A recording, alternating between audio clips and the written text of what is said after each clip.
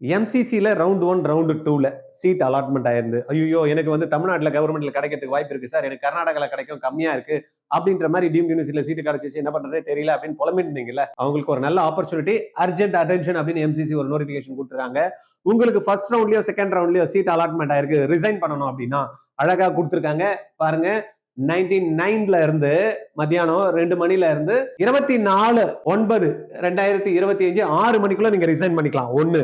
ரெண்டாவது ஃபர்ஸ்ட் ரவுண்ட்ல சீட் கிடைச்சது நீங்க வந்து ரிசைன் பண்றோம்னா வித்தவுட் ஃபர்ஃபீச்சர்ல பண்ணிக்கலாம் அப்படின்னு கொடுத்துருக்காங்க. செகண்ட் ரவுண்ட்ல உங்களுக்கு அலாட்மெண்ட் ஆச்சு. ஆனா டெபாசிட் இல்லாம நீங்க மத்த அமௌண்ட் போகாம ஃபர்ஃபீச்சர் பண்ணிக்கலாம். ஃபர்ஸ்ட் ரவுண்ட்ல அலாட்மெண்ட் ஆகி அப்கிரேட் ஆயிடுச்சு. ஆனா ரிசைன் பண்ணணும்னு நினைக்கிறேன். ரிசைன் பண்ணிக்கங்க.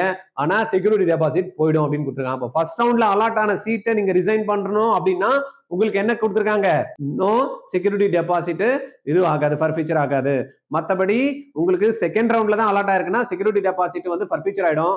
ஆனா என்ன பண்ணலாமா? ரிசைன் பண்ணிக்கலாம்னு கொடுத்துருக்காங்க. ஃபர்ஸ்ட் ரவுண்ட்ல சீட் கிடைச்சது, செகண்ட் ரவுண்ட்ல அப்கிரேட் ஆகி சீட் கிடைச்சிருக்கு.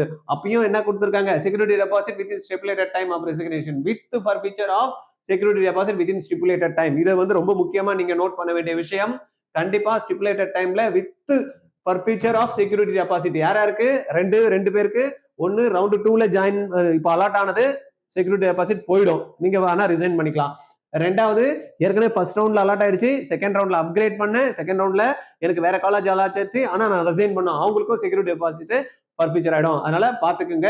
இதை வந்து நீங்க டைரக்டா பிசிக்கலா போய் தான் எந்த காலேஜ் உங்களுக்கு அலாட் ஆயிருக்கும் அங்கதான் போய் ரிசைன் பண்ணணும். அந்த காலேஜ் உங்களுக்கு ஆன்லைன்ல வந்து அப்டேட் பண்ணணும் அப்படின்ற மாதிரி கொடுத்துருக்காங்க. Candidate R advice to ensure that the resignation letter is generated online யாரு by the allotted college failing which the resignation will be treated as null and void னு கொடுத்திருக்காங்க. அதனால பாத்துங்க.